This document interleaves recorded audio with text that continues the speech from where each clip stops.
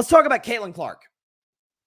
So Caitlin Clark was left off Team USA. It was announced it seemed like in the middle of the night by Shams Charania over the weekend after Caitlin, by the way, had I watched this game in its entirety against the Washington Mystics because I predicted, you can go back and check this, last Monday, after Caitlin had a rough shooting performance, there was a whole Kennedy Carter controversy and all that, but the next game, she was awful, 1 for 10 for the field against the New York Liberty, and I said, okay, now everybody's not panicking, but it's like, oh, Caitlin's inefficient, blah, blah, blah. I said, here's the problem. She's played 11 games in 20 days. She needs a breather, especially given the fact that she was in March Madness a week before she was drafted, right? She got the breather. She got 4 days off, and I said Caitlin was going to go berserk against the Washington Mystics. Well, look what she did against the Washington Mystics on Friday night in what was a really entertaining game. Two worst teams in the NBA record-wise, but very entertaining game nonetheless. How about 30 points, 8 rebounds, and 6 assists, 8 for 15 from the field, and 7 for 13 from three-point range. By the way, playing 39 of the 40 minutes in this basketball game. So she's playing high minutes, but she got a breather, and you saw what she was capable of doing. And that's something that's going to be really beneficial for her and the Fever moving forward, is the fact that the schedule doesn't lighten up in terms of competition, but it lightens up in terms of they got no more back-to-backs. They're not playing these crazy, just the schedule condensed into a 20-day stretch where at one point the Fever played 11 games and the defending champion, back-to-back defending champion Aces, had played 6 games. It's like, guys, I get we want to see Caitlin Clark on TV, but athletes need rest, and she's got it. And so it was announced she was left off of Team USA. So I was thinking about this, and I was looking at the roster, and Team USA has it on their website, and I can go ahead and read the list. It's 12 players. So you got Ariel Atkins. I'm sorry, is this the wrong team? My bad. I think I got the wrong team. No, this is the right team. My bad. Okay. Ariel Atkins. You got Shakira Austin, Aaliyah Boston, Chelsea Gray, Brittany Griner, Ryan Howard, Sabrina Ionescu, Jewel Lloyd, Kelsey Plum, Brianna Stewart, Diana Taurasi, Asia Wilson, best player in the league, by the way, Jackie Young, and Shell Reeves is the head coach of this team. Caitlin Clark did not make it. So first of all, okay, so I'll start on her not making Team USA first, and then I'll kind of go into the larger conversation that I think is actually a credit to Caitlin Clark and how she's entered a pantheon of athletes that I'll detail it. So for her not making Team USA, first and foremost, and this has been widely reported by Shams and by every other source. If I can pull up this tweet, because I think it does allow us to, as Caitlin did before her game against the Washington Mystics, take a breather. Here's the report. The Caitlin Clark is one of the first 2 reserves in case, knock on wood, nobody gets hurt. But if somebody gets hurt or somebody has to pull out of the Olympics, whatever the case may be, that Caitlin is the most likely choice to replace them. So Caitlin may still be in the Olympics. This is not a done deal. The Olympics start, I think, middle to late July. So it's June 10th today. We still got a month and a half. So again, God forbid, knock on wood, nobody gets injured. But she still very well could be in Paris, France for the Olympics. As far as her not making the team, so there are, I counted this today. Let me count this. 1, 2, 3, 4, 5, 6. Half the team are guards. Okay, half the team are guards. Jackie Young, Diana Taurasi, Kelsey Plum, Jewel Lloyd. Jewel Lloyd's one of my favorite players in the league. She's excellent. Sabrina Ionescu and Ryan Howard. Matter of fact, I think I actually missed Ariel Atkins earlier, and she is a guard. So I was actually incorrect. 7 of the 12 players are guards. And we don't have a graphic to show this because I thought it looked too condensed and too messy. But if you compare her stats to those 7 guards, they're darn near identical, but Caitlin has much more turnovers and is far less efficient. Now, the argument I'm hearing, well, given the growth that Caitlin has spearheaded for the WNBA and for women's basketball as a whole, we saw the ratings for college. I remember the national championship against South Carolina that Iowa played. It was not able to come away with the title. Would have been, if it were a college football game in theory, would have been the second most watched regular season game to Ohio State and Michigan. It got that high of a number. I think it was like 18 mil or something. What I would say to those who say, well, it's not always the 12 best players. I mean, you had, gosh, what's his name? Christian Laettner make the 92 Dream Team when either Isaiah Thomas or Shaq were clearly, I think it was Shaq. Was it Shaq in 92 or 96? I think it was Isaiah Thomas certainly didn't make it in 92, and that was covered in The Last Dance, where Isaiah Thomas was clearly one of the 12 best players, didn't make the team. Christian Laettner did. And it was more of a popularity thing. Christian Laettner was the villain in college at Duke. He was the best player in college basketball at that point. Certainly the most discussed and polarizing. Similar to Caitlin Clark to a certain degree, although Caitlin was more accomplished from what I've read.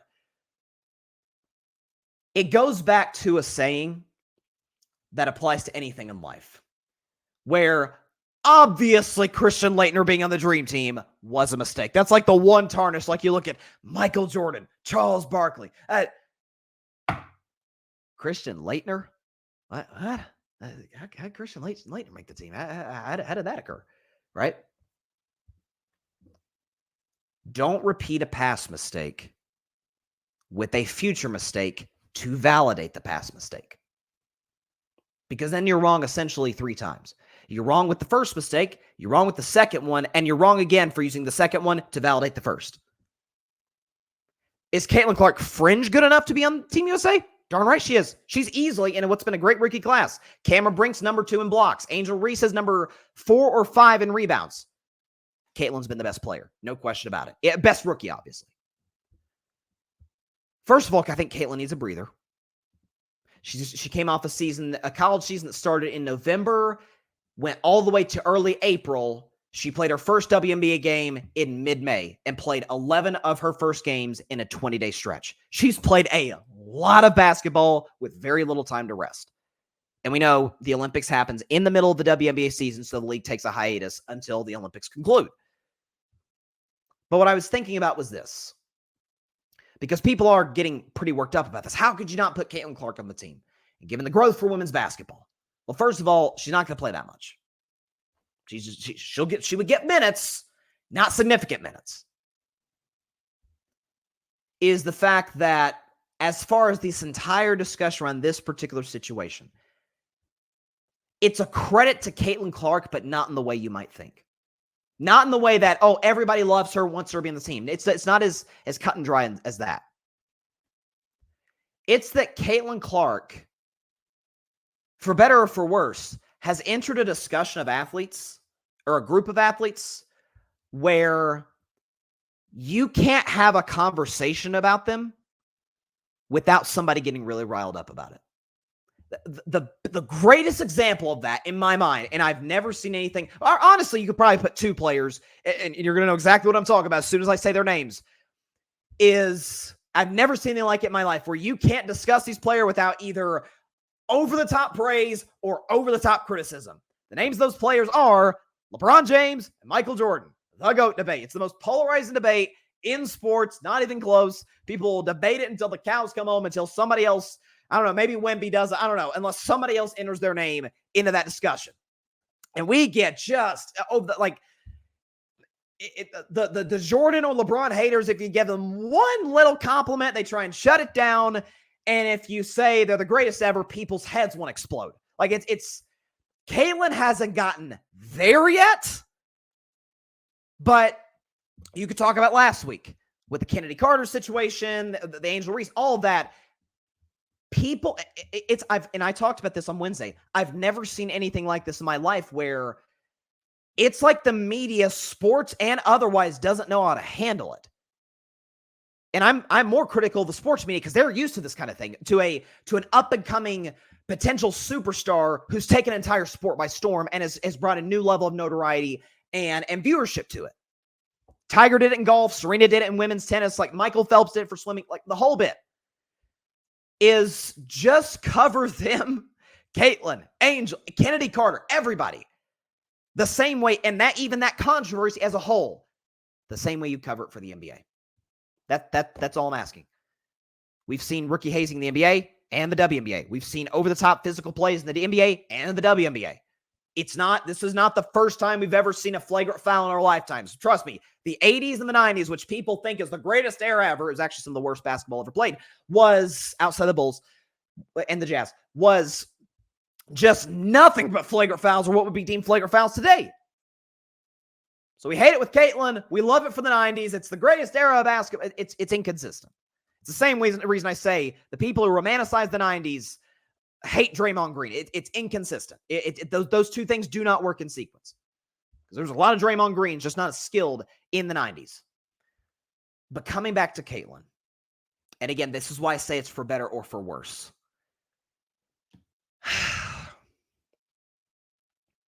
It has, and I won't go too deep into this, but it has almost become a pseudo culture war where you have one group of people take Caitlyn Clark's side, you have the other group of people take Angel Reese's side. It becomes polarizing. There's obviously the racial dynamic into it, and it just plays into the divides we see every single day, when in reality, I think we need to embrace Caitlyn for what she is. The up-and-coming superstar who within 2 to 3 years is probably going to be the best player in the WNBA, although A'ja Wilson is going to have something to say about that. She's awesome. And certainly is already the most popular player in the WNBA. And Angel Reese is the classic villain. Just like Draymond Green, just like Dennis Rodman. By the way, without the off-court stuff that and I love Draymond, that's my guy, but without the off-court baggage that some of those guys have. Embrace the league, embrace the WNBA, cover women the same way you would cover men, in the sense of let the criticism be fair, let your takes be strong, but let's not get worked up to the point where it's just, I was watching First Take this morning on ESPN, and it's like, again, it's like some men don't know how to cover this. It's really not that complicated. Caitlyn is taking the league by storm from a popularity standpoint. She's the best rookie. She's coming, man. She didn't make the team. And by the way, she still may make the team. Like, that's the thing. All the reports are saying she's like one of the first replacements. So she very well could be in Paris for the 2024 Olympic Games. That's well within the realm of possibility. And so I don't think this story is nearly as polarizing. Not Caitlyn or the WNBA story. I don't think this in particular, Caitlyn Clark not making Team USA, is nearly as polarizing as the media may want you to believe. I really, really don't. And so, and I hate some of the directions that the conversation has gone. It's been honestly kind of discouraging, because I've covered Caitlyn Clark on Carving It Up for a year, ever since the 2023 tournament. And I found her a compelling athlete, a fun story. The women's basketball rise has been a blast to watch. And it feels like, and I blame both sides equally for this, politically, yes, for turning it into something that it really doesn't have to be. It doesn't. So that's my take on it. Thanks so much for watching the show on YouTube, and be sure to go click that big red subscribe button and check out the other clips and full shows from Carving It Up Live, as well as our other incredible content creators here on the Grid Network.